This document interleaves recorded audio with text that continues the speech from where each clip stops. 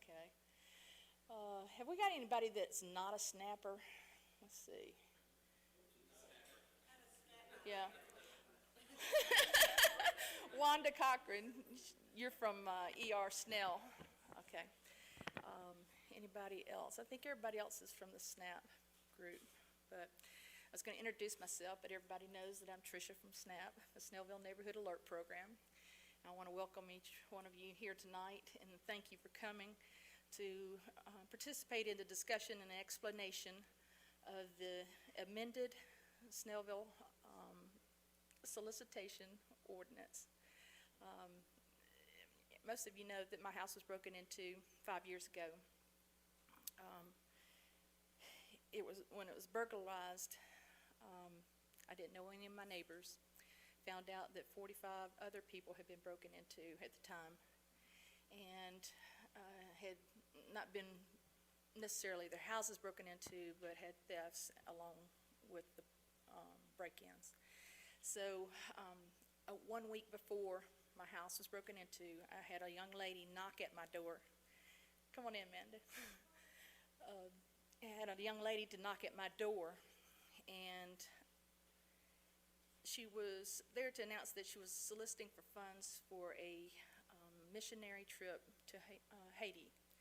Well, it was later that night I heard on the television, on the news, that the travel to Haiti had been shut down.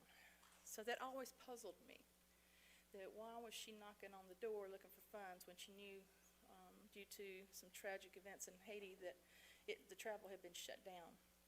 So that's always stayed in the back of my mind, that perhaps that she was involved in the pre-involvement of the burglary.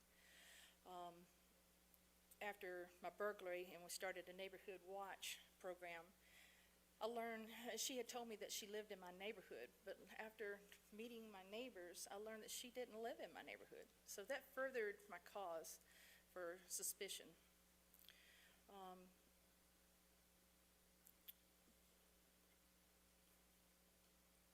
My neighbors to this day are cautious when somebody knocks on their door. You can imagine all the break-ins and the thefts, that we're cautious that when somebody breaks into, when they knock on our door. As I began working with the Snellville Police Department in a citywide neighborhood watch program, I asked Diane Krause, Councilman Krause, if she could look into a stronger door-to-door solicitation ordinance that would help keep unidentified strangers from walking in our neighborhoods.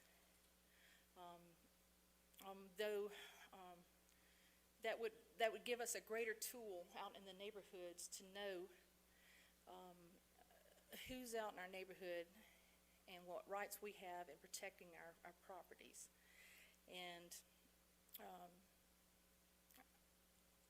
there are people in here that would say, I want to talk with the solicitors, and you have every right to talk to the solicitors. But those that don't have rights also. The Boy Scout or Girl Scout next door still has the right to sell their promotions to you. We don't want to stop that. Councilwoman Krause has gathered a panel, and they amended the solicitation ordinance, and I think they have come up with a great solution. I'm going to let her take over and introduce the panel that worked on this ordinance, and if you would, give it up for her.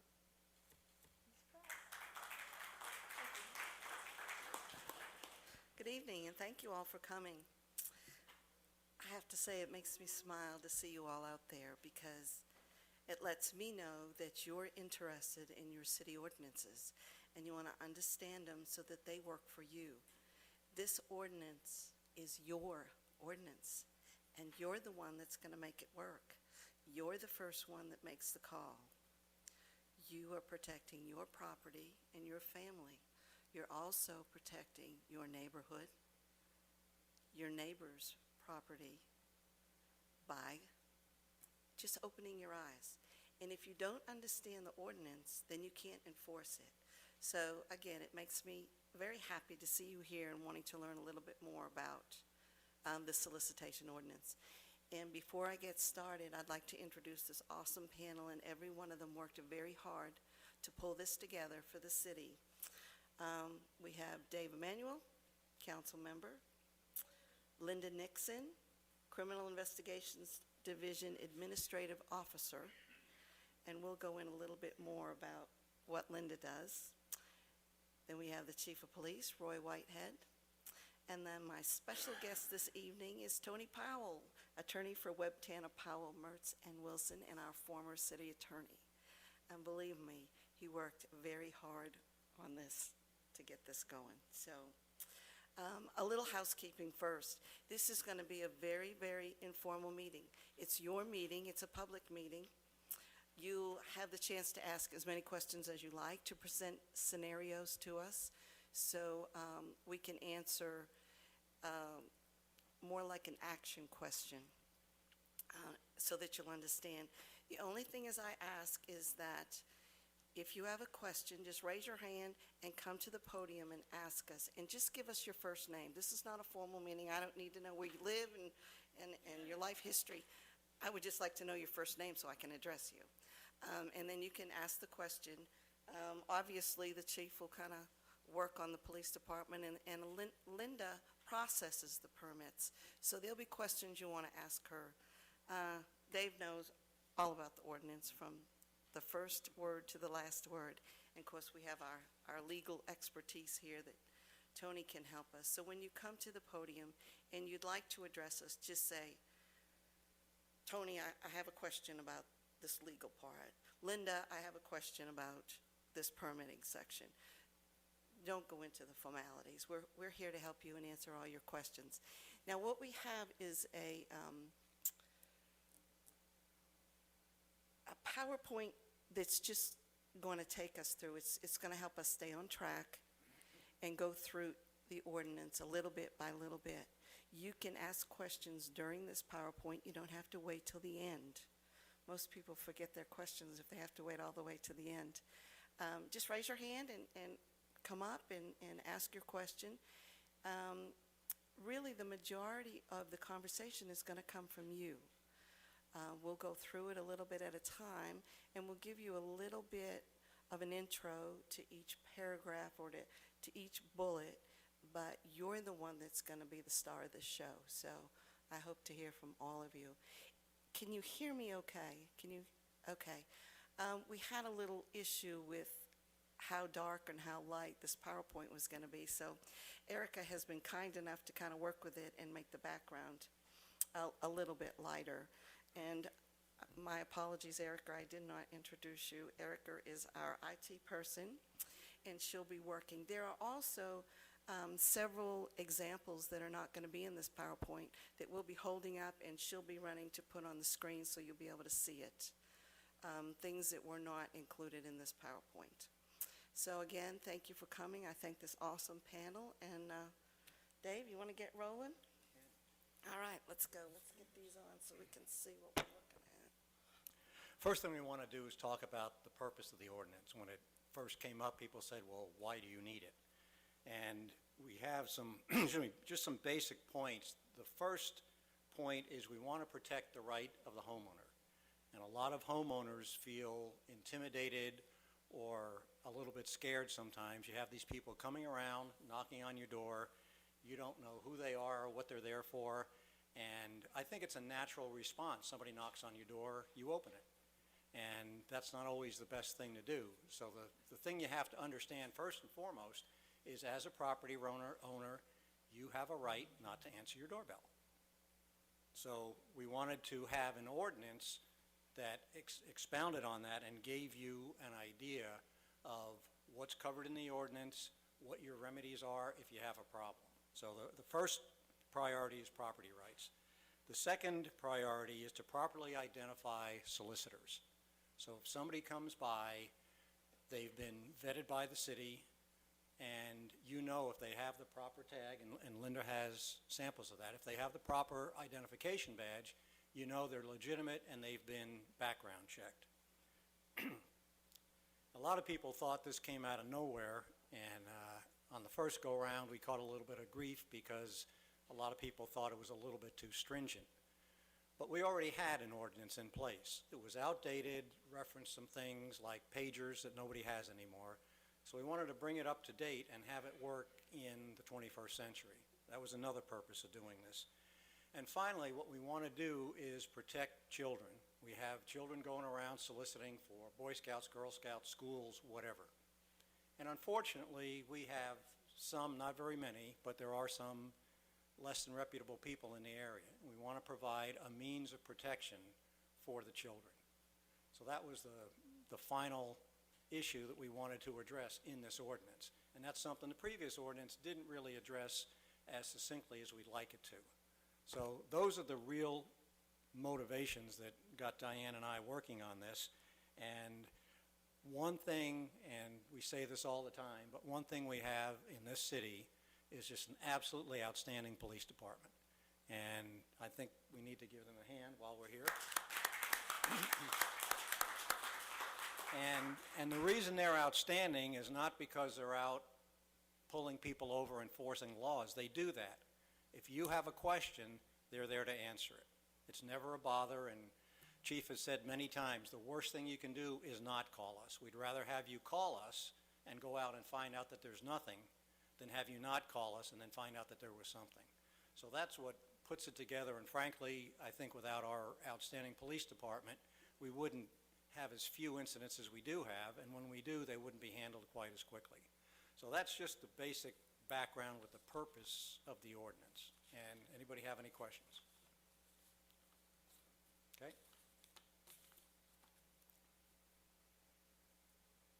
Okay, so now we're moving into the provisions which tells people, solicitors, what they can and can't do.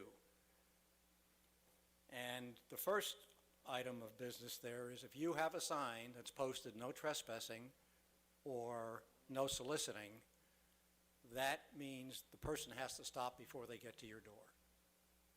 And I think Roy can expound on that and give us some information from what you do. Somebody looks at your signs, walks right by them, rings your doorbell.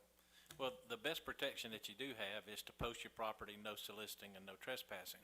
But it's up to you. So if somebody comes to your door and you don't have a problem with it, you don't have to do anything about that. But if you will post it, no solicitation and no trespassing, that's the easiest thing for us to handle. When they respond to your house or come there, if you want to, open the door and take their picture standing right there. Take pictures of your sign so that it's clear that they had to walk past and any reasonable person would have seen those signs. And if you do that, you call us and then we can immediately take an appropriate action, whether we cite them or take them to jail, because criminal trespass means that you're on somebody's property after receiving notice that your entry is prohibited. And clearly that's the best way to deal with it, yeah.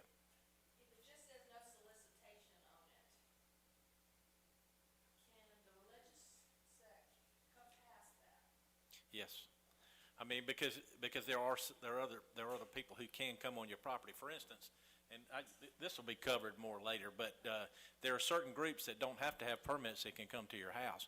If it just says no solicitation, they can still come to your house. So if it says no trespassing, regardless of their purpose, regardless of why they're there, they can't come on your property. But again, if you want them to be there, certainly it's up to you to make that call whether you want us to come and investigate it or handle it. But to me, this is the easiest way to handle it. It certainly is the cleanest. We can respond and we can take more definitive action quicker under these circumstances than we can based on the ordinance. Anybody else?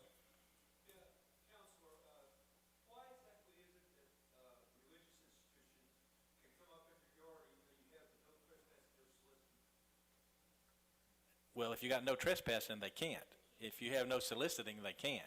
Well, I called your office, and this is the exact sign that I have, the one that they're passing around. That's the exact one that I had. When I called the SPD, they said if it's religious, we can't do anything about it. No, that's not true. That was wrong, because that's why we want to add the no trespassing, not just no solicitation, because religious groups have a right under, and I'll let Tony expound on that, but it's under the freedom of speech that they can come, and freedom of religion that they can come and do that. and follow that through.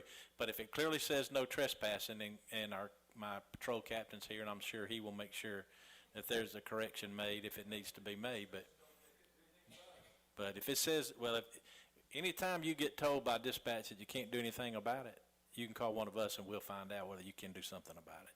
'Cause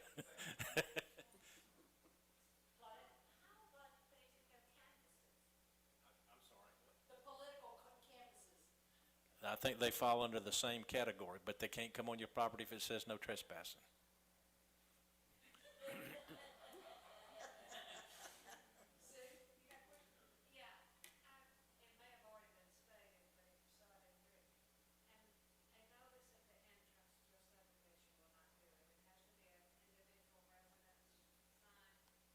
That's correct. Has to be on the property. Now, if it's an HOA and it's covered in the covenants and the ordinance is on the sign, does that not cover it at the front of the subdivision? Not in my opinion. It certainly wouldn't cover trespassing. It could cover no solicitation, but even still, the best process is to have it posted on the individual property, because you have to be able to show that they saw it and it was that a reasonable person would have seen that sign.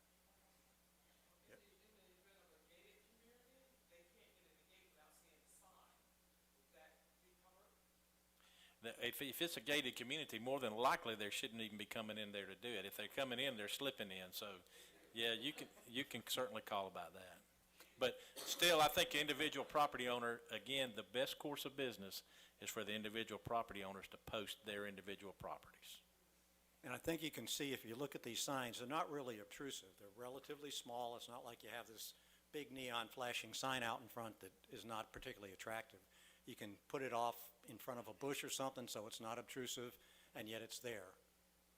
And that's the best way, as Roy said, to keep it out. I live on a corner lot, so my driveway is on one side, my front door faces another, on the main road. Where should the sign be placed? Well, I'd put it as close to your door as possible, where clearly they've come past it, regardless of the angle that they come onto your property. So like if you have a sidewalk that comes down, say like it makes a 90-degree turn, right at your steps to go up the door, if you've got them posted right there, then I think clearly they had to walk past them. They can come to that sign on your property. Right. Right. You're only posted from the point from where it says no trespassing forward. But if they see that and they come up and knock on your door, then. And you can always put multiple signs out if you have two different areas of entry. That doesn't even help. I had 5 out, and the guy came and said, Solicitors just like you. Well, yours says open for business.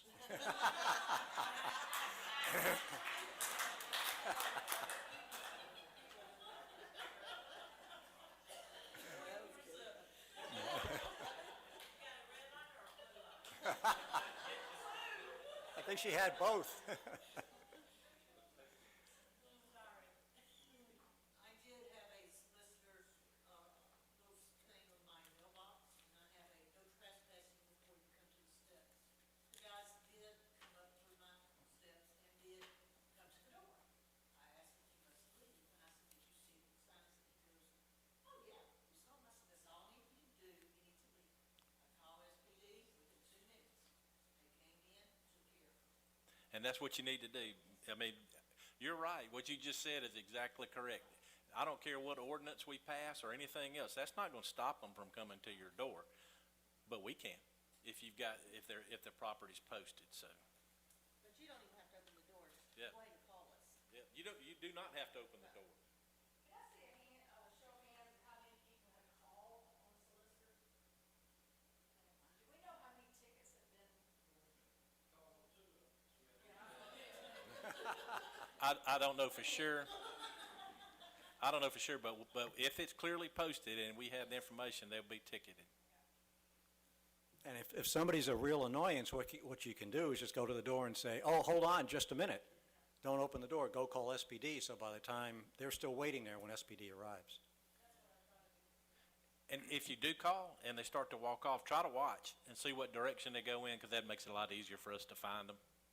Because what can happen, and this does happen, is they'll go next door and the people next door will let them in. And then we ride by and we don't see them. So, you know, try to watch that so we know where they are. The ordinance, Anything that happens in one of our neighborhoods, if you will keep an eye on the situation so that when you call the police, that you can direct them to the spot. the ordinance also states that they have to come to your front door. They can't walk down your driveway and around the back of your house and go in your back door and knock on your back door. If they're gonna solicit, they have to go to your front door and ring your bell or knock on your door. It's specified in the ordinance, front door. Another point is all salespersons and persons engaged in soliciting shall obtain a permit or be under the supervision of a permitted solicitor in compliance with the requirements of the ordinance. Now, the problem you get into there is somebody walks up and says, oh yeah, the guy down the street has the badge or has the permit. Again, that doesn't matter. He has to be under his supervision. Is there a specific way to deal with that you'd recommend with the bosses down the street? I think that really applies to 17 and under, but having said that. Either way, yeah. If they don't have the permit, I mean, that, you just got to call, and we'll certainly come and check them out. Okay, now the next one is, Let me just say this. A solicitor that's 17 or under should have a copy of their supervisor's permit. Right. They can either have it in their hand to show you or pinned to their shirt, even though it's not a real plastic permit. It is a copy of their supervisor. So you do know that somebody knows that this child is out here, and the police department knows who the supervisor is. And again, you know, you can just keep that person there and call the police department and have somebody come out and check it. Don't be afraid to call. we have some exemptions, and this would obviously not apply if you have no trespassing. But for solicitation, if you're a nonprofit entity, a charitable institution, political candidates, those soliciting on behalf of political candidates are exempt from the permitting requirements. Again, if you have a no trespassing sign out, they're not supposed to be there. So they may think, well, I don't need a permit, I can go knock on your door. You can just point out, I don't want to be bothered, and point out to them that you have a no trespassing sign.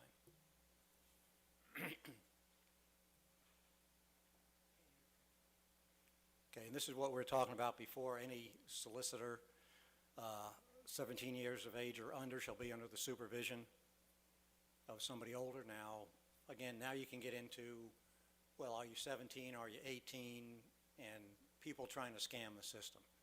But again, you always have that ability to call the police, and again, if you have any doubt, call. So if you see somebody who looks like he's 50 years old and he says, oh no, I'm 17, obviously something's wrong, make the call. Adult supervisors are required to obtain the permit, and when juveniles solicit under this provision, they must either be in uniform of the organization they represent or have a badge identifying the adult solicitor and the organization. Again, to give you some credence that if I'm a Boy Scout, I've got a Boy Scout uniform on, Girl Scout uniform, you see somebody walking around who doesn't look properly attired for a specific organization, doesn't have any identification, they're probably not who they say they are. And that, again, is what we're aiming at, is the people who are scammers. Example, on the way home from work today, I was coming down Long, and all of a sudden I saw a man having a clipboard. He's with an orange striped shirt, and he's with AT&T. I hear so many different things about AT&T. But I stopped him, and I says, I'm sorry, we're not allowed to do this in Snellville. I said, you have credentials and you have everything else. And he started pulling out stuff. I said, well, you know what, you just go ahead and do what you got to take care of. He said, well, where do you live? I said, oh, sir, I live way downtown, like that. But anyhow, as I pulled down around the corner, I picked up my phone and I made sure Snellville knew about it, Mm-hmm. exactly what was going on. Because I don't think he should be in there, you know, coming back for repeats of their phones or anything, not walking. Right. Did not have a car. Yeah. And there are a lot of these organizations where whoever is approaching you says, I'm working for AT&T. Well, they're not. They're working for a subcontractor. And they may or may not be working for AT&T. That's just what they say.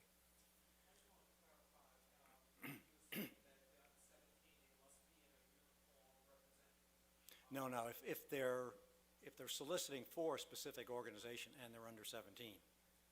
So if I say, if I come to you to sell Girl Scout cookies, I know that's a sensitive subject. Yeah, or a booster club. What you want is some reasonable reason to believe that they are who they say they are. Okay, but my question is it either or? Do they have to be in uniform or have a supervisor's identification, or must they have? It should be, I believe it should be both, shouldn't They it? have to be supervised And and have a have a uniform. or tag showing their, whoever they are, booster club or football or whatever. And then another point of the possible contention is nonprofits and charitable organizations are not required to have a permit. However, we strongly suggest that they apply for one so that the police know they're in the neighborhood and can provide some kind of support if necessary. If you have kids walking around and nobody knows about it, they may be perfectly legitimate. Well, somebody sees that, calls the police.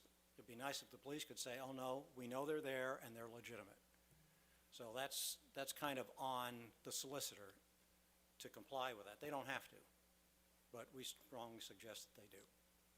The police department also has some paperwork when children are soliciting that would be very appropriate for the adult supervisor to have. Chief, do you want to go into a little more detail on what you can give an adult supervisor that has younger children on what to avoid? Do you?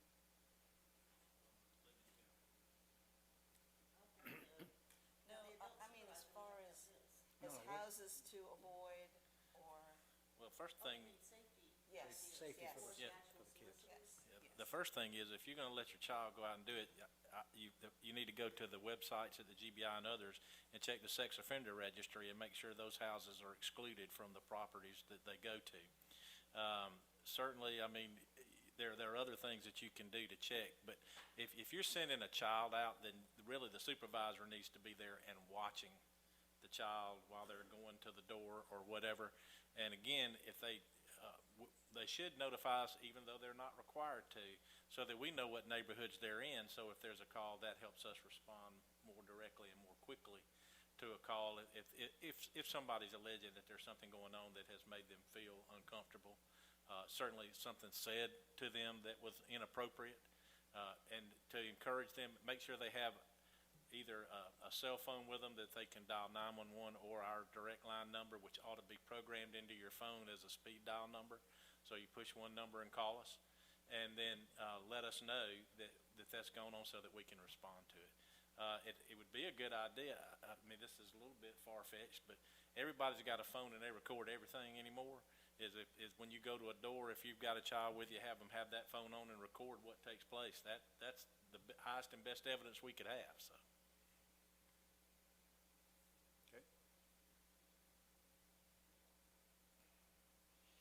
Now, this is for people who want to solicit. So if anybody wants a copy of this here, we can get it for you. But this is what the solicitor has to provide. I'm not going to read through the list, but you can see it's pretty extensive. It's not just a matter of walking in saying, I want to go knocking door to door and having somebody say, okay. You have to supply a whole host of information about yourself, so that you're properly identified. I don't walk in and say, my name's John Smith and I want to go door-to-door selling, and the police give you a specific permit without any kind of background check. And I think, Chief, you can go into some of because you do a background check on these people. It's not just a matter of them supplying information and saying, okay, we're good. She's gonna put a copy of the application. Okay.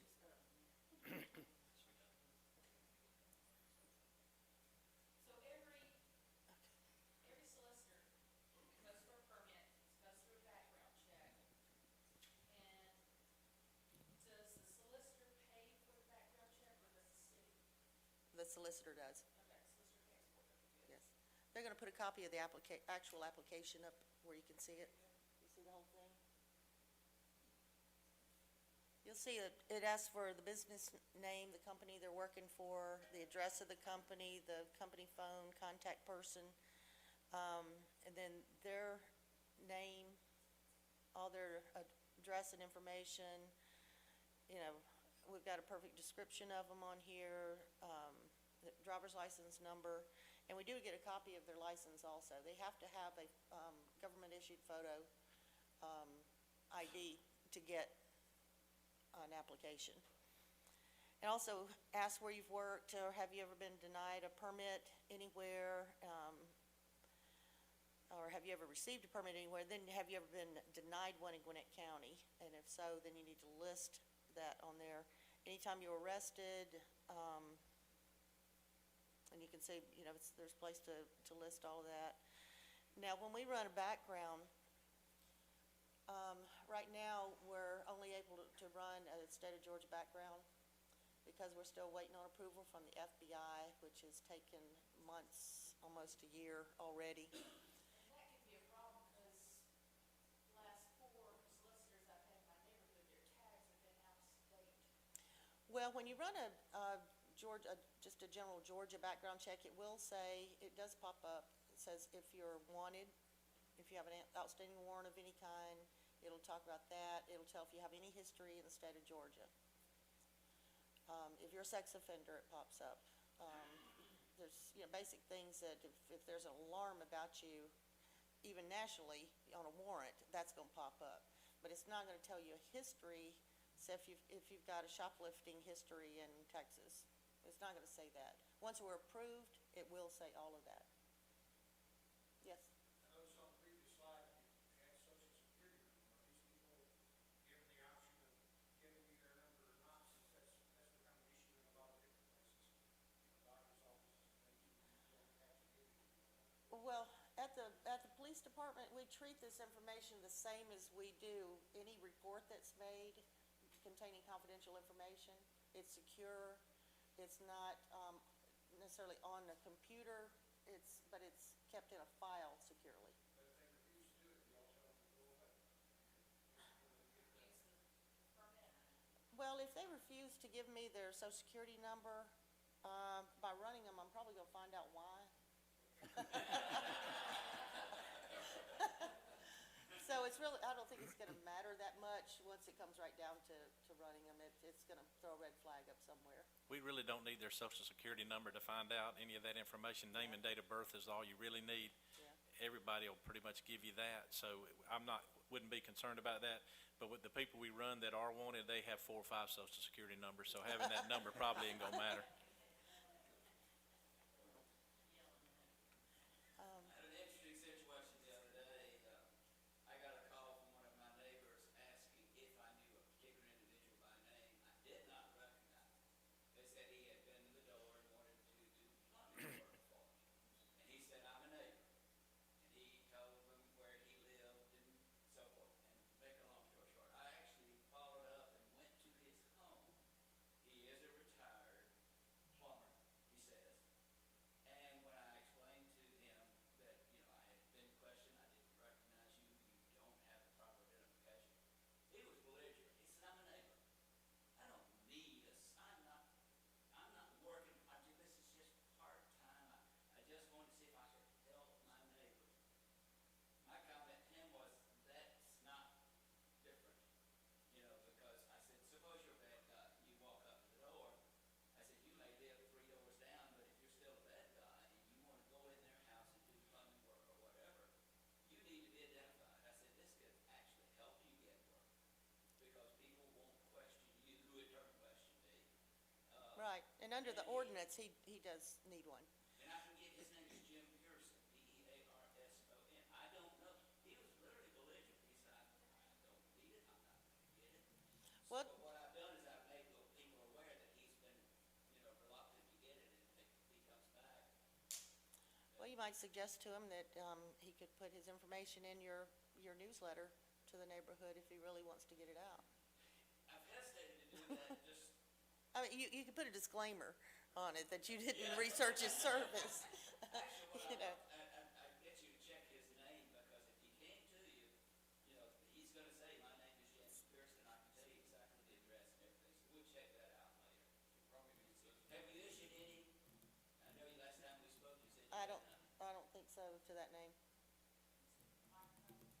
sorry. Okay. What neighborhood are you in, or what subdivision? What my subdivision, Ravenwood, Okay. he lives just before you enter our neighborhood, i.e. the sign. He lives about 6 houses out of it. He was just belligerent. I'm a neighbor.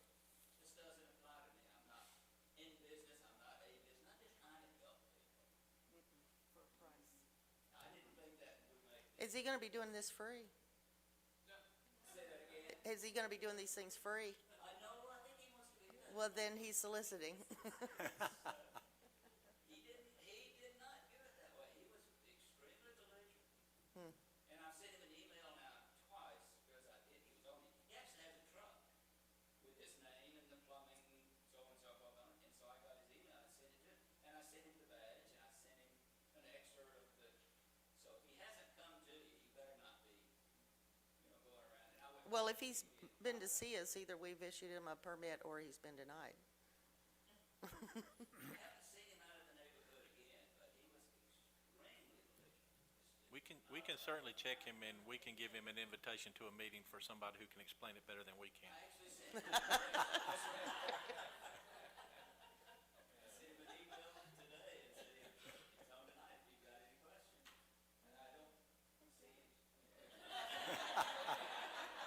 I would know if he would know me. He basically said, who are you? I said, I'm a neighbor. Yeah.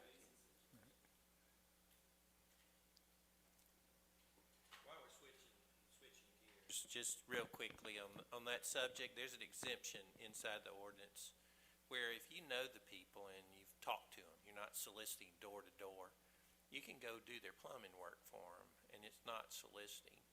You get off track when you're cold calling people, because we don't all know our neighbors. It's a huge community inside of a suburban part of Atlanta, and so everybody doesn't know everybody anymore. So that's the whole point. You're right, his business would be helped if he was carrying the permit.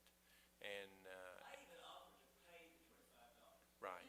Now there's the flip side is what it jokingly was said, you gotta have a business license, you gotta have a place of business to operate, and you gotta comply with all those things, because there are a lot of plumbers out there complying.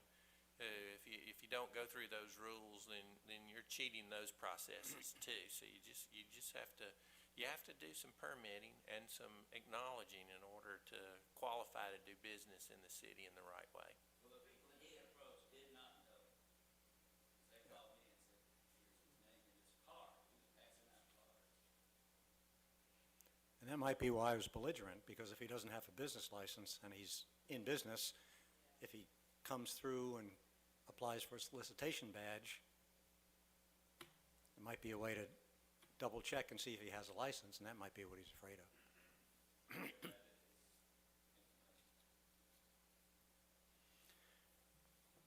Violations. These are pretty self-explanatory. Basically, it says if you violate the ordinance, you're going to get in trouble. And it gets down to specifics that says, as you can read there, that you can't do these things if you don't have the proper permit. And if you do have a permit, you can't lend it, rent it, sell it to somebody else. So again, that permit is for that person. And the only obvious exception would be the minors who are soliciting under the supervision and have a copy of somebody else's. So if somebody comes to your door and they do have a legit permit, make sure the picture on the permit is the picture of Yeah. the person you're looking at. It's a little extra work, but it'll be worth it in the long run. Just pay attention to who's coming to your door. And then the other thing we have is time frames, so that they can't come around at night. And as you can see here, hours of 9 p.m., daylight saving time, 9 a.m. to 6 p.m. During standard time, 9 a.m. Is pretty much, it's a 9 to 9 daylight saving time, 9 to 6 non-daylight saving time. So what we're trying to do here is preventing people from coming to you when it's dark, because that's another risk, that you may not be able to see them as well. They can hide in the shadows, ring the doorbell. So that's another part of what they're not allowed to do. And again, if you don't have the permit, you're just going to go out and do what you want to do. And that's another reason that we want them to have the permit, so that they abide by this and leave you alone. You know, you're sitting down to dinner, you don't particularly want somebody ringing your doorbell.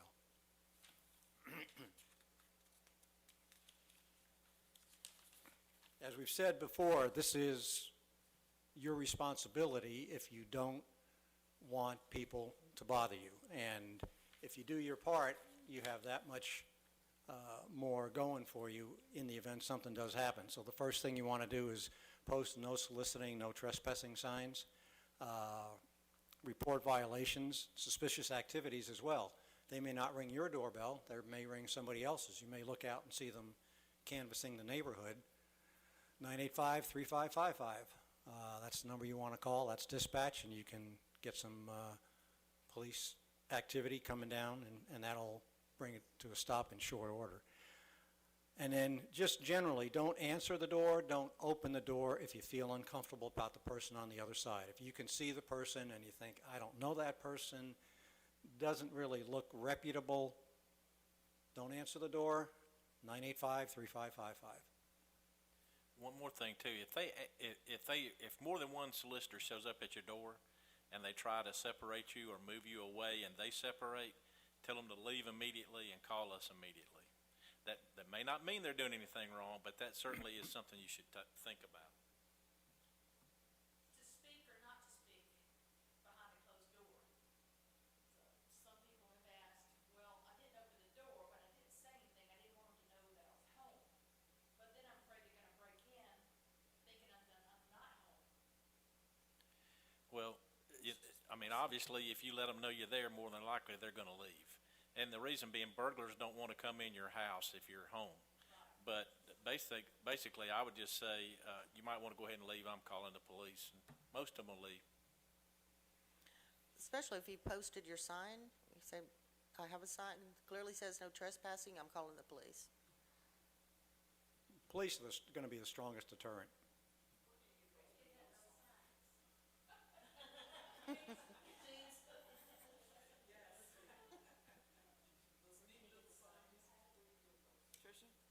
had a campaign not too long ago that we ordered 50 at a time at a cheaper price. So if we start a list of the neighborhoods, and we get 50, then I can go ahead and put in another order. Go ahead and put it out to neighborhoods. They were like $6.50 for the one without the stand, like $8. I think it was $8 with the stand. Without the stand, it's $6. Yeah, the little, David's got the one. That one is $8.50. And then the one without the stand on it, $6.50. I'll tell you what I did is I took the burglar alarm sign that I have to put burglar alarm, and this fits directly below really nicely, the burglar alarm. So you can see both the burglar alarm and no soliciting, no trespassing on the same sign. If you order them individually, they're $36. They're not worth $36, but if you can order them in a bulk, like we did before, we can get them at a cheaper price. So we'll put them out to our neighborhoods, or I can start taking orders. Yeah, I think we can do that. We'll work on that.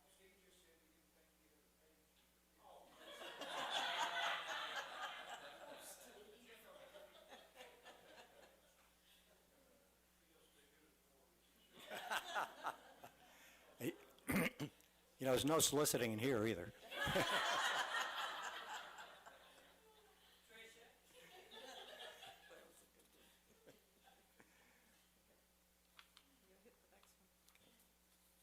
All right, here's some samples of, as you've seen, some of the signs, and obviously you can do something that's store-bought, just a plain printed sign.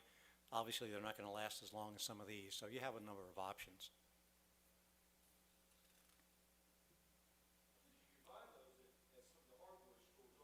Yeah, they're generally available. And this is something we want you to remember, is that just some points over the top, that the ordinance is designed to protect you and your household and the children who are soliciting and are in some of the exempted categories. So keep that in mind. This is for you, and you're invited to take full advantage of it and post whatever you want to post and tell people to go away. Call the police, alert your neighbors, and that's something else you might want to do, is make sure, in addition to the police, if you see somebody canvassing, walking around on the other side of the street or next door, you might want to call your neighbors, or if you're part of Snap, you can post something on Snap. Again, just to alert people that something sketchy is going on in the neighborhood, just be aware. And I just want to reemphasize the exemptions are the charitable civic organizations. And don't forget political candidates. So those are the ones, those are the ones who are exempt. And again, if you've invited somebody, if you meet somebody somewhere and they say, well, I've got a deal on no trespassing signs, and you say, well, why don't you come over to my house? You've invited them, so they can come right in. So if you've invited somebody previously, they're exempt from this because you've told them you can trespass, in essence. And that's the number we want you to write down and program into your phone. What's the deal with regards to just putting a notice for like lawn care on the mailbox? Is that anything?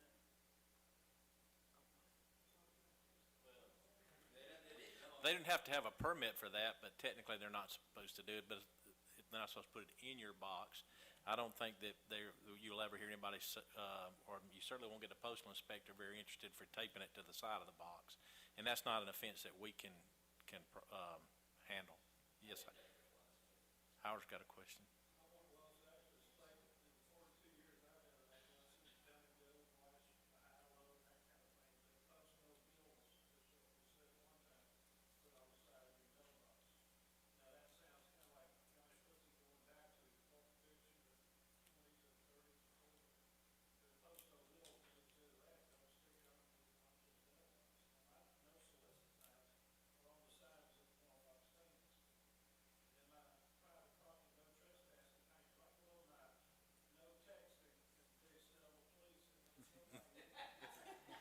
That's good.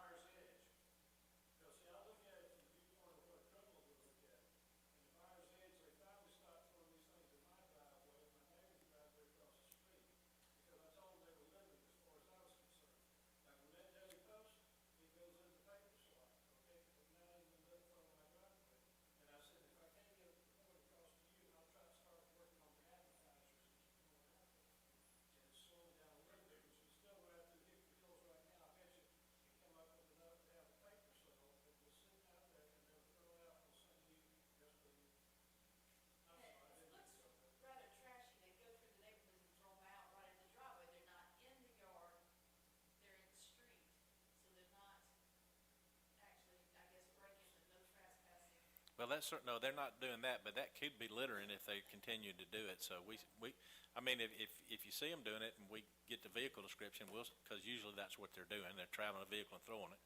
We can probably stop them. If nothing else, we can write a letter to them.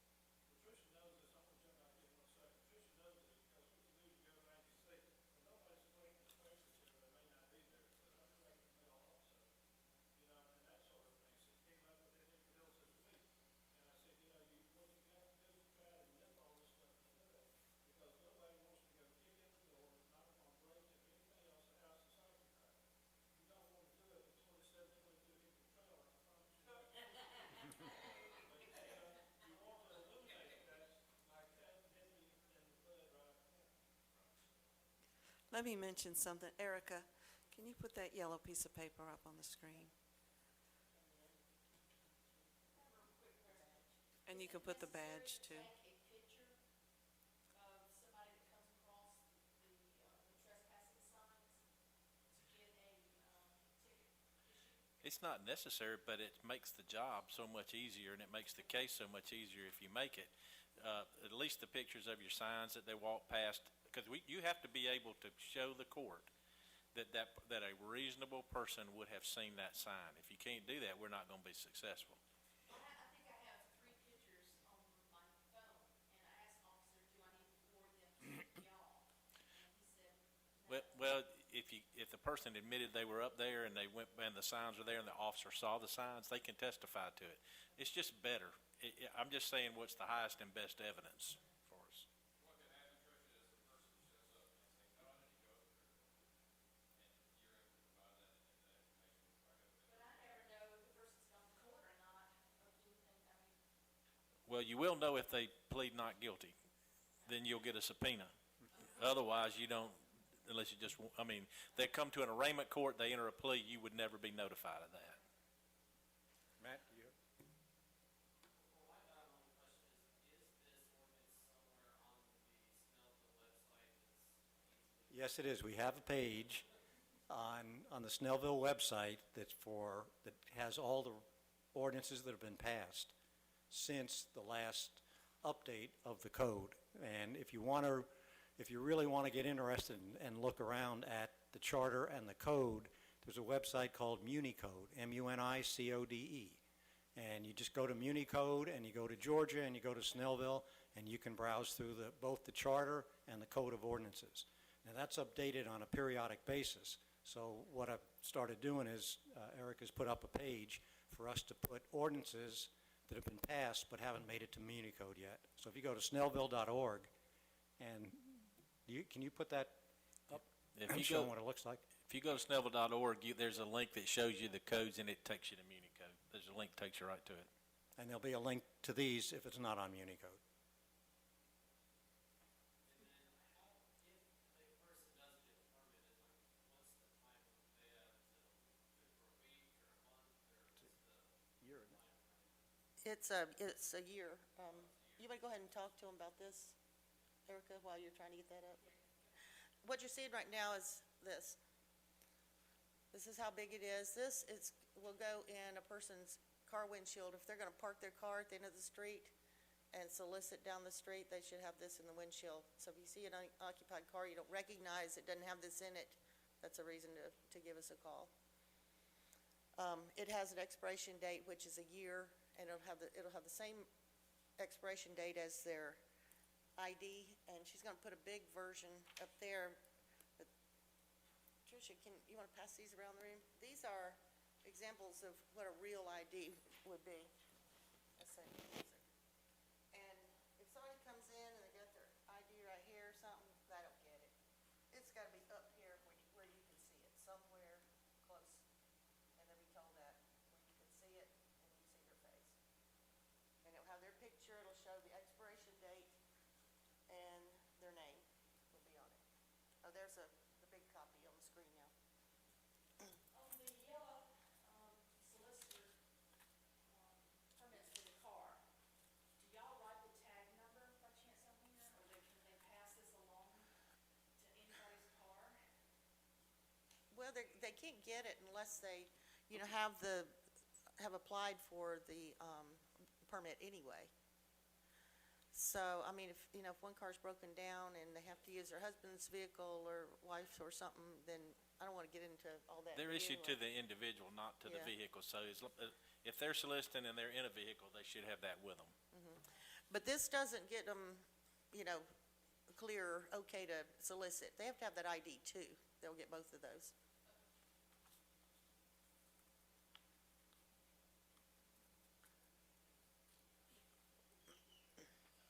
While Erica's pulling this up, I would like the chief to explain to all of us the difference between soliciting and panhandling and aggressive panhandling. I believe that's come up a few times.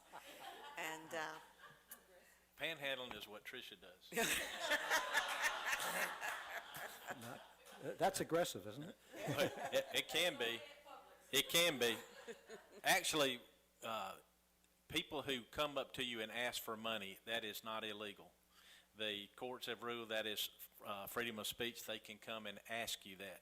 When it becomes a problem is when they become threatening or inhibit your ability to go from one place to another, then they aggressively do that, then that becomes an issue that we can deal with. But the way we're trying to deal with that right now, because it is not unconstitutional, we have people like going to presidential markets, for example, where they'll come around and they'll say, we don't have any food, can you give us some money for food?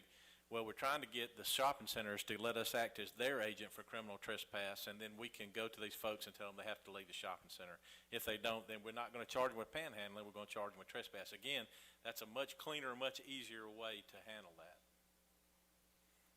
Another scenario that I know has come upon us is people getting permission from a private residence to give away or sell their product. I know the chief went into great detail, and Greg, to explain that to me at a meeting, and so I'm going to let him explain it to you. You can allow people on your property. If they want to give something away, they can give it away. There's nothing that requires that to be done. We don't have control over things like the one in particular that she's referring to. The people had hot dogs and different food items that they were giving away. We had concerns about whether or not it met all the requirements of the health department and the agriculture department for whether they're keeping the food warm enough and self-service. That's not anything that we can do anything about. Only the health department and the agriculture department can deal with those issues. A lot of these people, what they're doing is everything they're doing is free, but they would like for you to give them a donation. And they can do that. But they just can't operate and sell those items. So if you see somebody doing it, go up there and get you a lot of free food. I mean, and don't give them a donation. You don't have to. There's nothing that requires you to do that. But if they're legitimate groups, and like a lot of these are, where they're the teams for the kids that are trying to do trips or do tournaments or get uniforms or something like that, certainly, I mean, they can do that. Car washes, that's a little bit more difficult because you have to be able to have it on a property where the water doesn't leave the property because of the stormwater issues that are associated with it. So that's a little bit more controversial. Another thing that was brought up is that, well, people may be parking on someone else's property to go over there. If they do, we can't do anything about that unless that property owner, again, asks us to handle it. We can't tow vehicles off private property, and we can only tell them to leave if the property owner has, again, empowered us to be their agent for criminal trespass. Then we can do that. Or if they've got it posted, we can certainly do that if it's well posted and clearly a person goes, we've got a property in town that the guy had one sign that honestly I looked for it, and it took me about 10 minutes to find it, but he wanted us to charge a tractor trailer who was parking that on his lot, and we couldn't because it just clearly wasn't posted. So it's got to be clearly posted, or we have to have the authority to be their agent. Then we can contact them and we can put them on notice, and they would have to go. Also, there's some questions about cars parking. As long as they're adjacent to the curb, and there's nothing there that says no parking or there's no yellow curb, they can park there.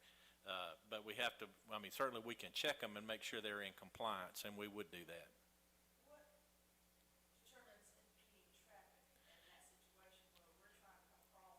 That does not impede traffic by law. If they're legally parked against the curb and there's not a no parking sign and there's not, that does not, no. There used to be a thing said you couldn't park within 10 feet of a driveway. That's not in the law anymore. They can't park in front of a fire hydrant. We can certainly deal with that one. Huh?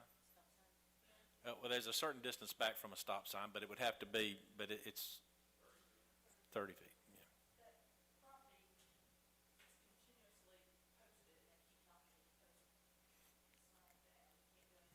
If it's not posted when the person parks, and then maybe they took it. I can't tell you they didn't, but if it's not posted when they park there, then we can't do it without us giving them notice. We have authority from the property owner, then we could give them notice. If they remained after receiving notice, that'd be a trespass. I have a pet peeve about that, about the ordinance of cars parking on the street. You can't even come down Big Trail during the middle of the night if there's an ambulance or a fire truck. There's no way. They're both on both sides. Is there anything that we can do about that? Well, we can certainly go and look at it, and you can post no parking signs on one side or the other. You can't post both sides of the street. But no, ma'am, I mean, if they're parked up against the curb like they're supposed to, if there's nothing then they can certainly park there. We can't enforce protective covenants in a subdivision either that says you can't park overnight, you can't do that. We can't enforce that. The homeowners association has to enforce that through civil court. You can adopt, and this would require an ordinance change, but you can adopt an ordinance that clears an area on a public street from parking. So if there's not, if you keep a 12 or 24-foot lane as a statutory requirement, that can cure. Everybody's got to be ready to not park on the street, in a lot of areas. Right. But there is a way to adopt, Snellville doesn't have it, but there is a way to enforce a width of ordinance in a public street so that you can't park if there's not enough room to keep that lane open. If they own, let's say there's 3 people in the house and you have 6 cars, isn't there an ordinance or something like that? The county adopted one. It's not a city ordinance. It can be done. You're, People on the street at the same time. yeah, all of those things. Everybody, not just Snellville's looking at those kind of rules, and they've adopted and given variances. Some people have 10 kids, and that comes with 6 cars, and so it just becomes a little hard to regulate. But you can regulate the number of cars that can be parked outside at a house. Yes, sir.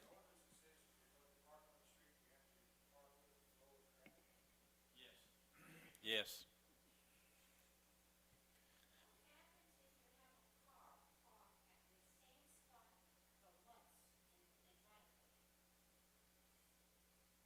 More than likely, that's a planning and zoning issue. They're usually not tagged, and they become defined as junk cars. When they don't move, they usually violate the zoning code. We can check it, but if you call planning, they'll send code enforcement out there to take a look at it. What you want to see is, does it have a current license plate on it? And the ones that don't move, don't.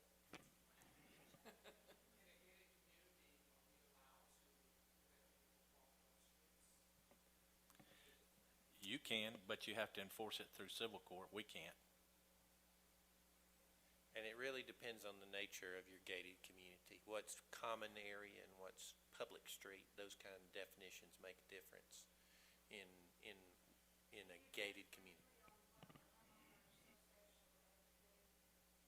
Because Timberline is like Dodge cars. One parked here, one parked here on the opposite side of the road. And you're like this, and it's curves and hills. It's very dangerous. Well, first thing I do is take a look at your covenants. I mean, I don't live on Timberline, I drive through it. Right. The covenants of the neighborhood, if they're extensive, then either it has a restriction on parking or the association can amend and create a restriction if the streets are privately owned streets. Otherwise, it's a city street. The ordinance is what you're looking for, and an ordinance change to require the lanes to be kept open. So. Matt? I had 2 more questions about the ordinance. One, is the application online by chance? No, the application's not online. You would have to come directly into the police department and present yourself. You can't fill it out online and submit it. You'd have to come in person. A lot of times they say, well, I've got it, and they do, they have a county permit, but they don't have a No, say, fill it out. yeah, the Gwinnett County permit does not override ours at all. For the people that don't need permits, you mentioned earlier that you must go to the front door. Does that apply to them? A lot of times, the door of the garage or something is much more convenient, coming up the driveway. So people that aren't required to have permits, can they use like a garage door entrance? Be required to go to the front door? I would say so if it's right there. It's not going around your house. Really, it wouldn't be a problem unless you complained about it. I mean, if they went to your side door. So we're not going to be looking for that unless you're complaining about it. So.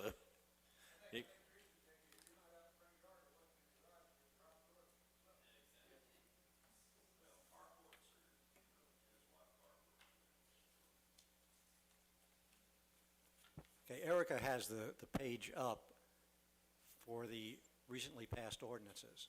And if you look on the left, you'll see the icons down the side. And if you click on that, you get to the page that has the recently passed ordinances.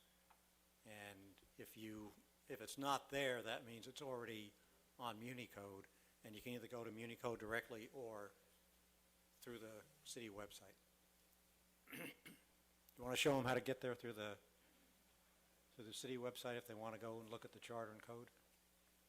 Can you tell us what a ticket costs for a trespasser?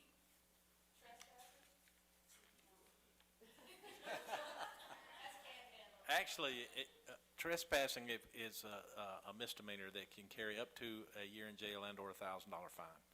But that doesn't mean that that's what you'll get. If a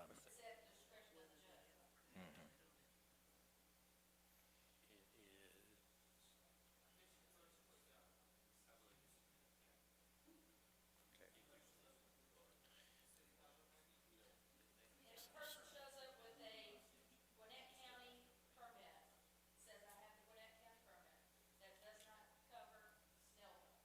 They have to have a Snellville permit. And that's wonderful, because I know there's a problem with communications after hours, between the city and the county. How do you get the information? Well, the county also just runs the Georgia background check, and so we will be doing a whole lot more than that once we get that final approval through the FBI to get the full background. How long, if somebody brings you an application, how long does it take for them to get that? We should be turning those around within 5 days. And then, Tony, would you speak a little bit on private streets versus public streets and gated communities? Because I think there's some confusion about what the police can and can't do and who has control over what. On a traditional gated community, the streets are owned by the community and maintained by the community. They're private property. And so in that instance, it's like the group owns the street, the land, and everything to do with it. And so it's like any other trespass right to manage. You can make up your own rules and enforce them under the guidance of your declaration. That's one type. There are hybrids of that where there's a gate on the community, but it's not closed, and they dedicate the streets, and they're public streets, and then the street rules, the city's ordinances apply to those. And so it just depends on the nature of ownership. And same thing goes when you asked the question early on. It was can we post the entire neighborhood? Well, when the entire neighborhood is privately owned property, you can post the front, and it's trespassing through the whole place. And when the gate's closed, that's really an indication that. But the police will enforce that. That's invasion of your private property. That's the police enforcement issue. So really is important that you make sure you know how ownership is in the areas and common areas, and then your declaration is going to control a lot of either what you can do. It already says something about parking, or it's got a provision in it where the board of directors or the owners can amend that declaration and make the rules up the way they want them to be done. But that's the whole benefit of that gated concept, is that you control your property, and you can make up your own rules and make them pretty strict in enforcement as long as the whole community. And there's a voting. I mean, it's like a majority. On other subjects is it is amazing to me as an elected official in another community that this many people would show up for a solicitation ordinance debate. And that speaks to the strength of this community. I've always been amazed by that. And when it comes to protecting each other with this type of ordinance, the fact that you care so much is a real centerpiece of a strong community. You didn't need a lawyer here tonight. Your elected officials worked, and your staff worked on this ordinance for over a year, and they've got it down pat cold. And so you didn't need me. I can talk about parking cars, but it's not an easy it's not an easy area of law because you're balancing between the right to speak, which is constitutionally protected, and the right to have private property, which is constitutionally protected. And so it's a tough area to legislate over. It took them more than a year to do this. They worked hard at it, and that's why they have it down pat cold. And what you see in it too is in the exemptions you see a suggestion that the children, whoever's supervising children doing solicitation, always go to the police department, whether they're required to get a permit or not. And that's the heart of Diane Krause speaking, that we want to protect children above all other things. Now, she would have legislated that. I'm telling you, she didn't care about the free speech. She would have legislated that. And but there was concern in your elected officials, and what they did was compromised. Now, that is something in Snellville.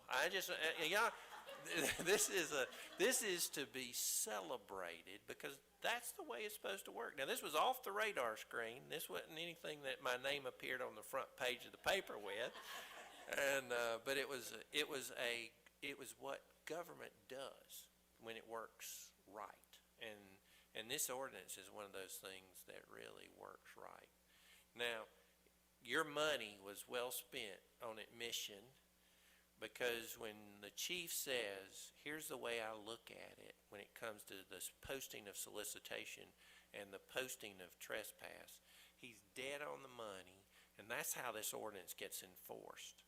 And when the enforcer says, this is the way I interpret it, you write that down.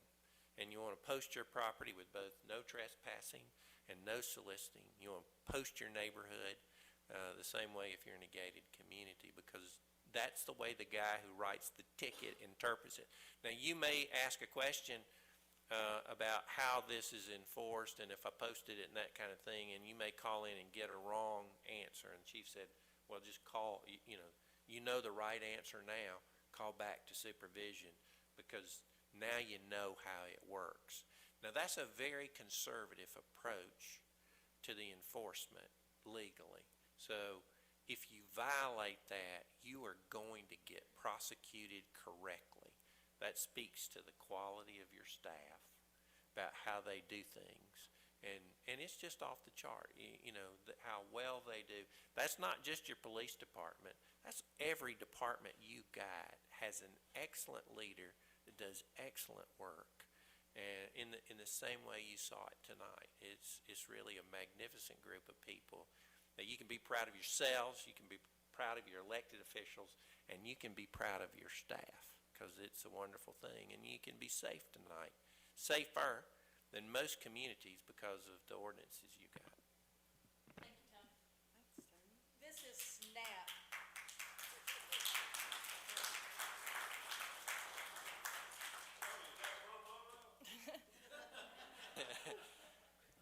I wanted to let you know I'm not charging tonight, so y'all can relax.